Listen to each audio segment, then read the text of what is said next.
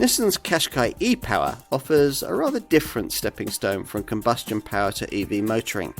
It's an interesting confection, always an EV, yet also always petrol-powered.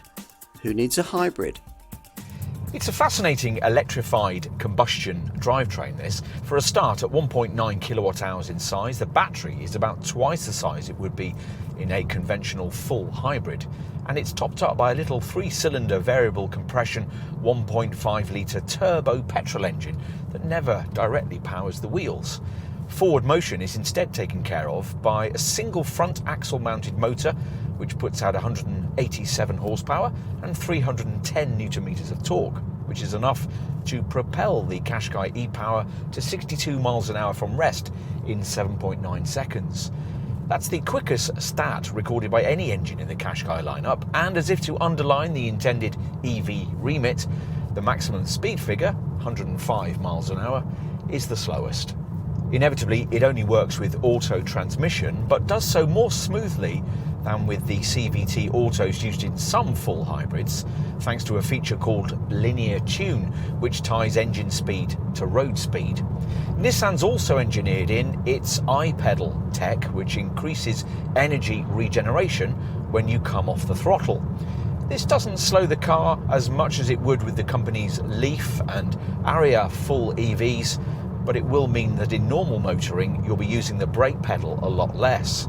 An EV button sits alongside the iPedal switch, supposedly for full EV driving, but it only deigns to activate if you're driving like Miss Marple at speeds which would barely allow you to overtake a bicycle. Best to leave the e-Power system to its own devices, which see it delivering a useful frugality advantage over a conventional mild hybrid Qashqai. 52.3 mpg on the combined cycle and 119 grams per kilometre of CO2. There's not much to differentiate this e-Power Qashqai variant from its lesser stablemates. The eagle-eyed will notice the bespoke badgework and, perhaps, this black trimming strip on top of the front grille. Plus, even with base trim on a Qashqai e-Power, you get smart 18-inch diamond-cut alloy wheels. We've got 19-inch rims here, and there are 20-inch alloys at the very top of the range. There are no real changes for this e-Power variant, just this oddly shaped spherical gear selector and the iPedal and EV buttons next to it. Otherwise, the cabin's just as in any other third-generation Qashqai, which means it's really quite appealing if you've been able to stretch to the kind of plusher trim level we have today. Everything feels quite smart, and you'd quickly feel a sense of familiarity here if you regularly use this car day in, day out, thanks to the logical layout and a seating position that's halfway between SUV and family hatch. Avoid base trim and both the Combi-meter instrument screen, which has 2 display options, and the central Nissan Connect infotainment monitor will, as in this case, be 12.3 inches in size. OK, time to take a seat in the rear. Backseat passengers should be reasonably happy here, thanks to the increases in legroom that came with this third-generation J12 series design.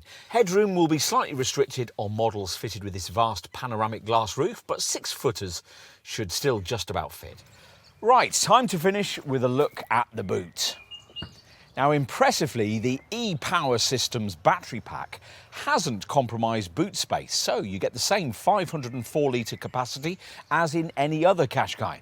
The plus side of spending a bit more money and avoiding base trim is that you get this super useful luggage board arrangement. These 2 removable lower panels create a flat cargo base with a usefully sized and invisible storage area below, into which the parcel shelf can fit. Once everything's retracted, up to 1,447 litres is freed up. Useful, but nowhere near class leading. Still, that'll probably be quite sufficient for most customers.